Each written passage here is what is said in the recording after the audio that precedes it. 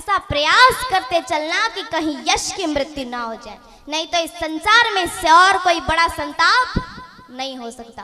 वरना फिर गुणगान किसके होंगे? जैसे राम और कृष्ण के हुए। अच्छा, रावण और कंस का कोई गुणगान करेगा क्या? अच्छा माताओं बताओ, घर में बेटा पैदा हुआ, नाम क्या रखोगे, राम या रावण? राम रखोगे ना। रावण के पास किस चीज की कमी थी? धन की कमी थी। अरे सोने की लंका थी रावण के पास, मंदोदरी जैसी पत्नी, मेघनाद जैसा वीर पुत्र, कुंभकर्ण जैसा शक्तिशाली भाई और मंदोदरी सुलोचना जैसी बहू। भला उस रावण को किसने मारा? किसने मारा उस रावण को? राम ने नहीं मारा। रावण को उसके कर्मों ने पतित कर डाला, रावण ने उसको आचरण ने पतित किया। और दुनिया के लोगों, जहां पर रावण की मृत्यु हुई है वहीं पर यश की भी मृत्यु हुई है। और आचरण से पतित हुए व्यक्ति को वेद भी पवित्र नहीं कर सकता। तो एक और घटना बताती हूँ महाभारत काल की आपको। महाभारत काल के अंदर गुरुपुत्र का नाम क्या था बताओ? ध्यान इधर ही रखना, कहीं और भटकने नहीं दूंगी मैं आपको। महाभारत काल के अंदर गुरु का जो पुत्र था उसका नाम क्या था? अश्वत्थामा। अब पांडवों और कौरवों के बीच लड़ाई चल रही थी। कितने दिन चली? 18 दिन लड़ाई चली, युद्ध चला। फिर अंत में जब कौरवों की विजय हो गई और कौरवों की हार हो गई और पांडवों की विजय हो गई, तो उसमें अश्वत्थामा को क्रोध आया। आग बबूला होकर इधर से उधर भटक रहा था। फिर गुस्से में वो जंगल की ओर निकला बाहर, और जंगल में उसकी नजर कहाँ पहुंची? सीधा एक बिट वृक्ष पर जाकर के पड़ी। बड़ा वृक्ष था, उस पे जाकर के पड़ी। तो अश्वत्थामा ने देखा कि उस वृक्ष पर कौओं के घोंसले बने हुए थे। उस घोंसलों में कुछ अंडे के रूप में थे और कुछ बच्चों के रूप में थे और कुछ कौओं के रूप में थे। अश्वत्थामा ने फिर देखा कि एक उल्लू उड़ता आ रहा है कहीं से दूर से, एक उल्लू। फिर देखा अश्वत्थामा ने कि वो उल्लू आया वहां पर और कौओं को चोंच मार मार कर धरती पर गिरा डाला। सारे जो कौओं थे उन्हें चोंच मार मार कर धरती पर गिरा डाला। और फिर अश्वत्थामा यही नहीं, फिर देखा कि उल्लू फिर पेड़ पर बैठता, फिर ऊपर उड़ता, फिर बैठता, फिर ऊपर उड़ता। इसका मतलब क्या होता है बोल दो? उस उल्लू की खुशी का कोई ठिकाना नहीं है। तो अश्वत्थामा ने विचार किया, मैं पांडवों पर दिन में आक्रमण नहीं कर सकता तो क्या हुआ, किंतु रात में तो कर सकता हूं ना। बस विचार आ गया और रात में जाकर के शिविर में आग लगा दी पांडवों की। उसमें कई सारे जीव थे, वो जल करके बोलो भस्म हो गए। ये होते हैं विचार, जिनका आचरण नहीं है उन्हें वेद भी पवित्र नहीं कर सकता। अब एक बात करते हैं अर्जुन की, वापस आते हैं। अब अर्जुन के पास किसका ज्ञान था? शस्त्र का ज्ञान था। गुरु द्रोण ने अर्जुन को शस्त्र का ज्ञान दिया था। अब मैं आपसे प्रश्न करती हूँ, क्या केवल शस्त्र का ज्ञान पर्याप्त है या शास्त्र का भी होना चाहिए? बताओ, शास्त्र का भी होना चाहिए ना। अब कितने लोग बताते हैं दोनों का ज्ञान जरूरी होना चाहिए? दोनों का जरूरी होना चाहिए ना। अगर अर्जुन के पास शास्त्र का ज्ञान होता तो क्या भगवान को गीता सुनानी पड़ती? नहीं था, इसीलिए तो सुनाई थी ना। गुरुद्रोण के पास ज्ञान अवश्य था किंतु पर्याप्त ज्ञान नहीं था, इसीलिए योगेश्वर श्री कृष्ण ने उसे गीता का ज्ञान दिया। अब हमारी संस्कृति तो दोनों की है। हमारी संस्कृति क्या कहती है कि शस्त्र और शास्त्र दोनों की संस्कृति है हमारी। क्यों? क्योंकि शस्त्र हमें धर्म की रक्षा करना सिखाते हैं और फिर उन्हीं से हम शास्त्र से ही हम धर्म का आचरण कर सकते हैं। शस्त्र हमें क्या सिखाते हैं? धर्म की रक्षा करना, है कि नहीं? और शास्त्र हमें उसी धर्म का आचरण करना सिखाते हैं।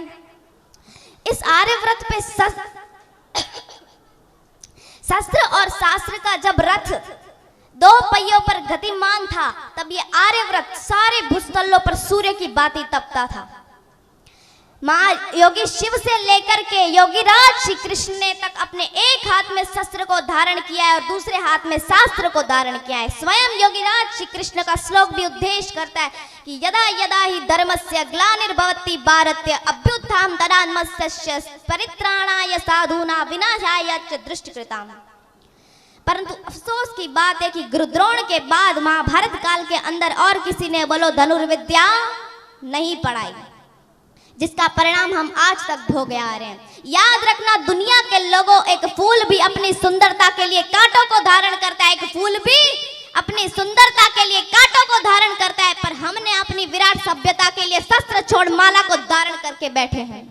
ये होता है निशस्त्र होने का परिणाम। देखिए परिणाम जानते हैं क्या है? हम गुलाम कितने साल गुलाम रहे? ईमानदारी से बता दो, निशस्त्र होने का परिणाम क्या है? अरे अंग्रेजों ने हमें 200 वर्ष गुलाम रखा बंदूकों के बल पर, मुगलों ने 700 वर्ष गुलाम रखा हमें तलवारों के बल पर, और हम क्या बैठे रहे ऐसे ही निशस्त्र। यह होता है निशस्त्र होने का परिणाम। फिर अर्जुन ने शस्त्र उठाए जब योगीराज ने उसे ज्ञान दिया, शास्त्र का, गीता का ज्ञान दिया, सच्चे मार्ग पर लाया। अर्जुन ने बोलो अपनी राष्ट्र की संस्कृति के लिए शस्त्र उठाए, राष्ट्र के निर्माण के लिए अर्जुन ने शस्त्र उठाए। देखिए फिर बीच में बात आ गई, कहनी पड़ती है, क्या करे। देखिए राष्ट्र निर्माण की जब बात आती है ना, तब कुछ लोग दावे करते हैं और बड़े बड़े वादे भी करते हैं कि नई नई सड़कें बना देंगे, नए नए उद्योग संचालित करके देंगे। पर दुनिया के लोगों, राष्ट्र इन नए नए इमारतों भवनों आदि से नहीं बनता। राष्ट्र एक वेशभूषा से बनता है, राष्ट्र एक भाषा से बनता है। और बोल दो हिंदुओं, जहां अपने राष्ट्र के लिए भाव दिखाई दे वहीं पर राष्ट्र का निर्माण होता है। आज आपके बच्चों को खेती के बारे में कोई जानकारी नहीं है कि नहीं? आयुर्वेद में ऐसी कई सारी चीजें हैं जो बताई गई है, पहले खुद नहीं जानती कि रसोई घर में खाने के लिए कौन सी चीज विपरीत है और कौन सी नहीं है। अस्त्र शस्त्र चलाने भी कोई जानकारी नहीं है। इसका अर्थ क्या होता है? कौन सी रसोई घर में खाने की चीज विपरीत है और कौन सी नहीं। इसका अर्थ होता है जैसे प्याज और दूध को साथ में नहीं खाते, वो पता ही नहीं है, पहले उसको खुद नहीं जानती कि कौन सी चीज विपरीत है और कौन सी नहीं है। आज बच्चे को ठीक से हिंदी तक बोलना नहीं आता, संस्कृत तो बहुत दूर की बात है।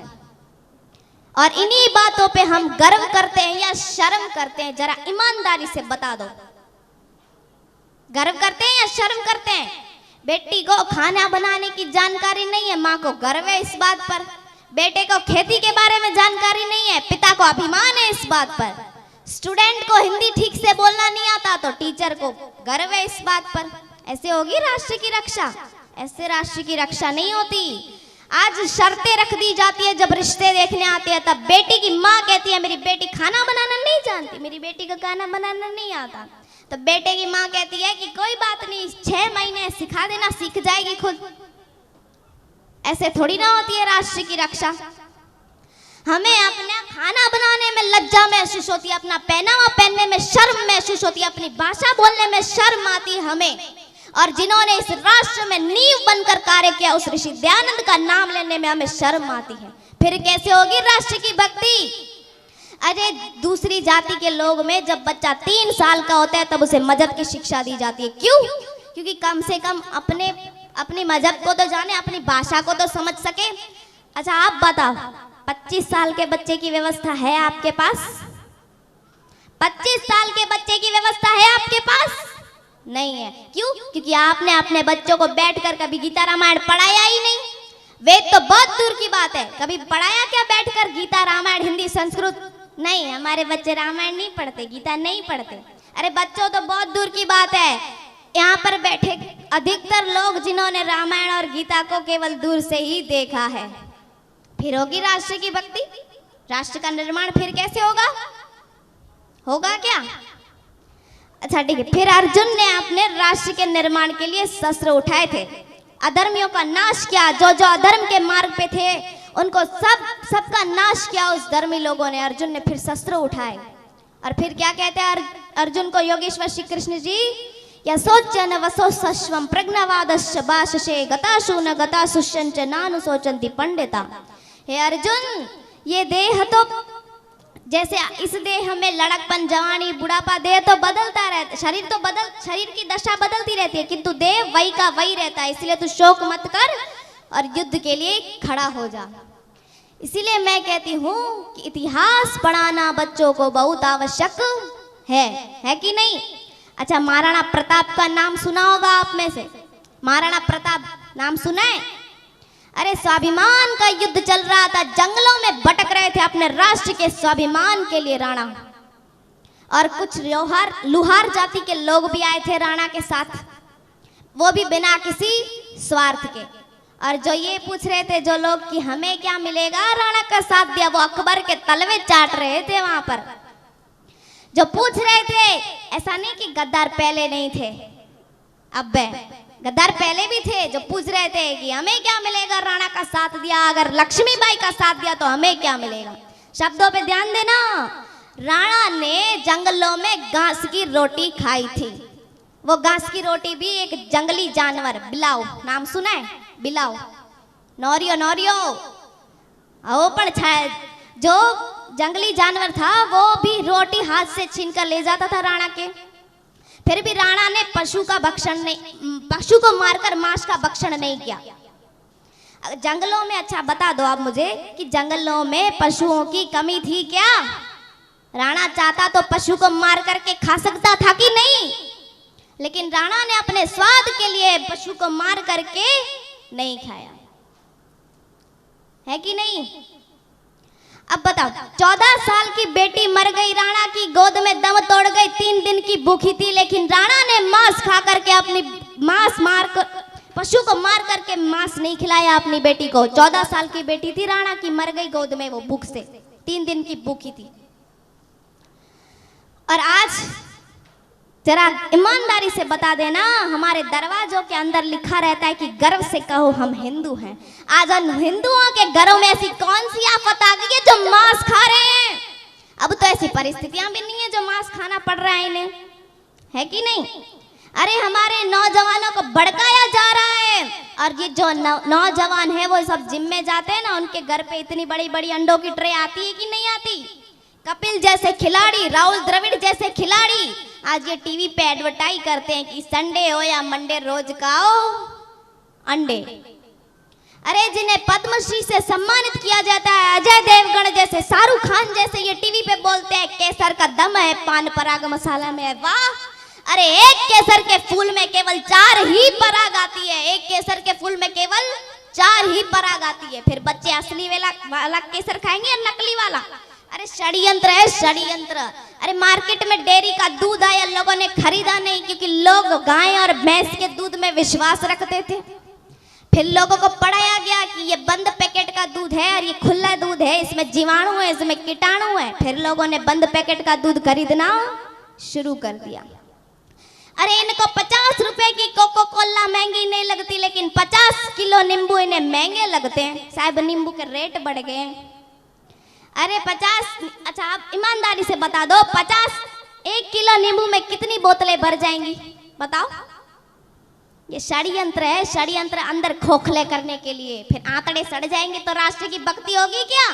फिर तो अपनी भी भक्ति नहीं होगी, फिर राष्ट्र की भक्ति कैसे होगी? अब राणा की मैं बात कर रही थी राणा की। अब फिर राणा की पत्नी मर गई, उसकी बेटी भी भूख से तड़प कर मर गई, और फिर जो जनता उसके साथ आई थी, बिना स्वार्थ के जो जनता आई थी उसके साथ, तो राणा ने विचार किया, मेरे साथ जो बिना स्वार्थ के जनता आई है मैं उसे भूखा नहीं रख सकता। भले ही मेरी बेटी मर जाए, मैं खुद भूखा रह सकता हूँ, मेरी पत्नी भूखी रह सकती है, किंतु ये जो बिना स्वार्थ के मेरे साथ जनता आई थी मैं उसे भूखा नहीं देख सकता। ये होते हैं नेता।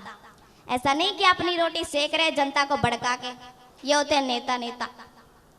फिर हताशा से घोड़े को लेकर के निकला राणा। अरावली पर्वत पर एक व्यक्ति मंदिर का निर्माण कर रहा था। घोड़े की आवाज सुनकर राणा उस व्यक्ति से रुका नहीं गया, और उस व्यक्ति ने देखा कि 7 फुट का लंबा चौड़ा आदमी जा रहा है घोड़े से, दिल्ली की तरफ घोड़े का मुख था। वो व्यक्ति कौन था बताओ? मंदिर का निर्माण करवा रहा था। कौन था? सेठ बामाशाह। वो आकर के उसने आवाज लगाई राणा को, अरे ओ राणा! तो राणा चौंक गए, क्योंकि उस परिस्थिति में, ऐसे समय में राणा को कोई आवाज देने वाला नहीं था। फिर राणा को आवाज लगाई, राणा ने पीछे मुड़ करके देखा और कहा कि सेठ, मैं अपनी जनता के लिए रोटियां लाने जा रहा हूँ। फिर सेठ ने क्या, अरे अच्छा राणा, तेरा संकल्प व्यक्तिगत नहीं है, तेरा संकल्प राष्ट्र के हित के लिए है, व्यक्तिगत नहीं है तेरा संकल्प। अच्छा राणा, तेरे पास धन की कमी है क्या? धन की कमी हो तो ले जा, सारा तेरा ही धन है, मैंने तेरे राज में कमाया था, सब कुछ तेरा है, मेरा कुछ भी नहीं है, लेके जा जितना चाहिए। धन के लिए क्यों मुंह मोड़ता है? वाह, क्या समर्पण है, क्या त्याग था। एक कह रहा है सारा तेरा ही है, लेके जा, मुझे कुछ भी नहीं चाहिए, सारे तेरे राज में मैंने कमाया था, अब लेके जा, धन की कमी है तेरे पास तो सारा का सारा धन लेके जा। राणा कहता है कि नहीं, एक पाई जितना भी नहीं लूंगा। क्यों? क्योंकि प्रजा कहेगी कि राणा भीख मांगता है, बना भिखारी राणा। ये था मेरे राष्ट्र का समर्पण। अब बात करते हैं फिर अर्जुन की। अर्जुन ने शस्त्र उठाए फिर और उन अधर्मियों का नाश किया। जब योगीराज श्री कृष्ण ने उसे धर्म का ज्ञान दिया कि धर्म क्या है, योगीराज श्री कृष्ण ने तो बताया कि धर्म क्या है। गीता के अंदर वास्तविक धर्म किसे माना जाता है? कर्म को। धर्म और कर्म गीता के अंदर एक ही है। तो हम जानते हैं, अब योगीराज श्री कृष्ण ने तो बताया अर्जुन को धर्म है क्या, पर अब आपको कौन बताएगा कि धर्म क्या है? तो मैं थोड़ा बहुत समय लेकर बताती हूँ कि क्या है धर्म। मेरा ऐसा अध्ययन है, मेरा ऐसा अनुभव है कि पूरे विश्व की तो छोड़ो, भारत में भी ऐसे अधिकतर लोग हैं जिन्हें आज तक नहीं पता कि धर्म क्या है। मैं प्रतिशत आकलन करने लगूं तो लगभग 55% लोग हैं जिन्हें आज तक नहीं पता धर्म क्या है। 55% जिन्हें पता नहीं है धर्म क्या है। और ये दुर्भाग्य कहाँ से शुरू होता है? हमारे विद्यालयों में से। आप में से संभव है कुछ विद्यार्थी होंगे, कुछ शिक्षक होंगे, बात कर रहे होंगे ये क्या बात कर रही है, लेकिन हाँ, ये दुर्भाग्य तो हमारे विद्यालय में से शुरू होता है। विद्यालय में ऐसी कई सारी गलत चीजें हैं जो पढ़ाई जा रही है। विद्यालय में क्या पढ़ाया जा रहा है कि हिंदू धर्म है, मुस्लिम धर्म है, बौद्ध, ईसाई, पारसी, यहूदी, ये सब क्या है? धर्म है। लेकिन नहीं, इन्हें हम धर्म नहीं कह सकते। इन्हें हम क्या कह सकते हैं? मत कह सकते हैं, पंथ कह सकते हैं, संगठन कह सकते हैं, या कुछ और कह सकते हैं, लेकिन धर्म नहीं कह सकते। अच्छा, विद्वत स्तर पे हमारे देश में धर्म किसको माना जाता है? आइए थोड़ा विस्तार से समझते हैं। हमारे देश में धर्म पूजा पद्धति को माना जाता है। कोई घंटी बजा रहा है तो धार्मिक है, कोई कब्र पर चद्दर चढ़ा रहा है तो धार्मिक है। अरे कमाल तो तब हुआ तो किसी ने पशु की हत्या कर दी तो भी धार्मिक है वो। अच्छा, मैं आपसे प्रश्न करती हूँ कि लोक व्यवहार में माता पिता की सेवा करना धर्म है या नहीं? जवाब दो। माता पिता की सेवा करना धर्म है या नहीं है? है। अगर वाकई में धर्म होता तो इतने वृद्धाश्रम क्यों खुले होते? आपने तो कहा धर्म है, लेकिन धरातल बल तो नहीं है। इतने वृद्धाश्रम क्यों खुले हैं? चारों ओर वृद्ध ये प्रार्थना करते हुए दिखाई दे रहे हैं कि हे भगवान, हे ईश्वर, अब हमें तू उठा ले, अब हम और जीना नहीं चाहते। जीवों के ऊपर दया करना धर्म है, किंतु इस देश में जीवों की हत्या करने वालों की संख्या बोल दो ज्यादा है। अगर मैं आपसे बोलती हूँ, देखिए, अगर आपको ना सत्य और असत्य का निर्णय लेना हो ना तो बहुमत से नहीं लिया जाता। क्यों? क्योंकि बीड़ी पीने वाले की संख्या ज्यादा है तो क्या वो उचित है? अत्याचार करने वाले की संख्या ज्यादा है, क्या वो सही है?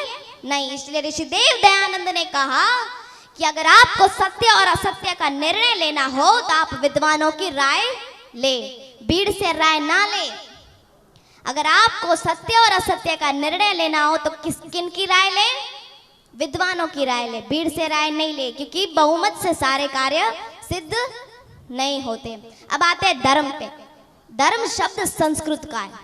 किसका है? संस्कृत का। और जितनी भाषा में और जितना संस्कृत में अर्थ बताया गया धर्म का, उतना और किसी भाषा में आपको समझ में नहीं आएगा। धर्म शब्द दुनिया धातु के मन प्रत्यय से जोड़कर बना है। धर्म शब्द दुनिया धातु के मन प्रत्यय से बना है, अर्थात धारण करना। क्या धारण करना?